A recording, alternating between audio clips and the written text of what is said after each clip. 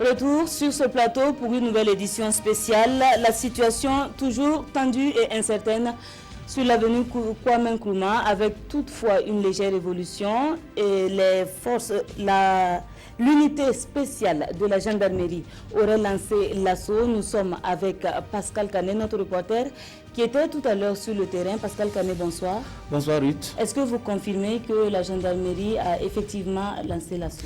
Effectivement, au moment où nous quittions les lieux, on entendait effectivement des tirs sporadiques venant justement de la position des terroristes. Et selon les informations émanant des sources sécuritaires, ce serait effectivement les forces de l'ordre qui ont lancé l'assaut sur les positions de ces terroristes-là. Est-ce que vous avez une idée précise de la position des assaillants? Une idée précise, non, mais il semblerait, selon toute vraisemblance, qu'ils se retrouveraient à Istanbul et à la Véranda. D'accord, l'assaut a d'ailleurs été lancé au niveau de l'immeuble Istanbul. Alors, Pascal Kané, sur le terrain, est-ce qu'il est facile de pouvoir glaner des images, vu qu'il y a déjà un cordon de sécurité?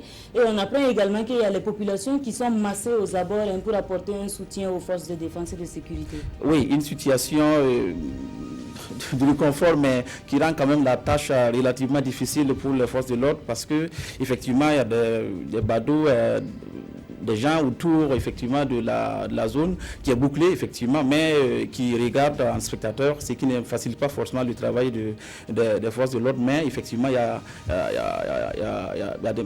des gens autour de Kwame Nkrumah qui sont en train de suivre ce qui se passe.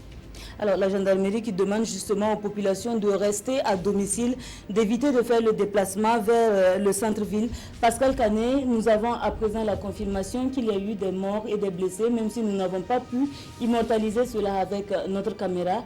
En témoigne donc le balai d'ambulance et de corbillard dont vous avez parlé tout à l'heure en coulisses. Oui, des morts et des blessés, ça c'est certain. Maintenant, c'est vrai que pour le moment, il n'y a pas de chiffres, il n'y a pas de bilan officiel, il n'y a pas de bilan. Enfin, on n'a pas vu de corps à proprement dit, donc on peut parler de mort tant qu'on n'a pas vu de corps. Mais effectivement, toutes les sources auxquelles on s'est adressé ont confirmé qu'il y a eu des morts. Et maintenant, on attend de voir comment est-ce que la situation va évoluer et voir aussi quel bilan les sources officielles pourront faire de la situation. D'accord. Merci Pascal Kané pour ces informations. Tout à l'heure, vous allez repartir sur le terrain en attendant que d'autres équipes viennent vous porter main forte. Mais nous informons également aux téléspectateurs que tout à l'heure, nous serons avec le porte-parole du gouvernement, le ministre de la Communication, qui viendra nous apporter plus d'informations sur l'évolution de la situation au niveau de l'avenue Kwame Nkrumah. Restez avec nous.